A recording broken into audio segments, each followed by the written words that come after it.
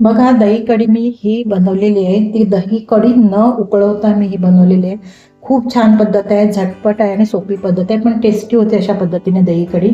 तर ती कशी बनवली त्यासाठी व्हिडिओ न स्किप करता पूर्ण पहा. म्हणजे आज आपण ना सोप्या पद्धतीने दही कढी पाहूया. अगदी सोपी पद्धत पण टेस्टी दही कढी अशा पद्धतीने होते. तर मी जवळपास अर्धा किलो एवढं दही घेतलेलं आहे आणि घरचं दही बनवलेलं आहे आणि ते आता आपल्याला विस्करच्या सहाय्याने असं मोडून घ्यायचं आहे. आणि घेतलेली आहे कोथिंबीर, कढीपत्ता, हळद, आलं, जिरं आणि लसूण हे ठेचून घेतलेलं आहे. हिरवी मिरची, मीठ इतकं साहित्य लागणार आहे.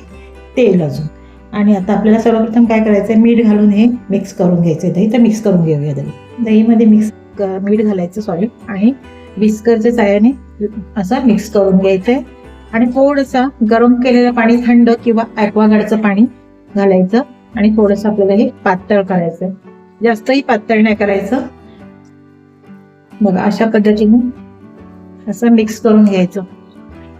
असं थोडासा असं वरून असा मलईचा असा फेस आला पाहिजे, म्हणजे ते तूप असतं ते असा फेस आला पाहिजे.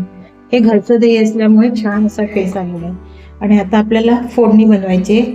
ती फोडणी कशा पद्धतीने आणि कसं बनवते ते तुम्ही पहा. तेलामध्ये मी तेल घालून घेतलेलं आहे आणि तेलावर आपल्याला पहिलं घालून घ्यायचं आहे आलं, लसूण आणि जिरं जे आपण ठेचून घेतलं ते घालून घ्यायचं आहे. गॅसची आच मंदच ठेवायची आहे. कढीपत्ता घालून घ्यायचा, मिरची घालून घ्यायची, हळद घालायची फोडणीला, कोथिंबीर घालायची. अशा पद्धतीने दही कढी केलेली झटपट होते पण टेस्टी पण लागते. आता काय करायचं, कोथिंबीर घातल्यानंतर गॅस पूर्ण बंद करायचा. आपल्याला ही दही उकळवायची नाही, म्हणून गरम केलेलं थंड पाणी त्यामध्ये वापरायचं किंवा ॲक्वागार्डचं वापरायचं पाणी, कारण आपल्याला दही कढी उकळवायची नाही. आणि ह्याच्यावर झाकण ठेवायचं. अगदी 2 मिनिटाचं ही फोडणी अशी ह्यामध्ये ठेवायची झाकण लावून.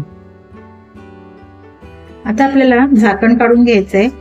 गॅस पूर्ण बंद केलेला आहे, लक्षात ठेवा गॅस बंद करायचंय.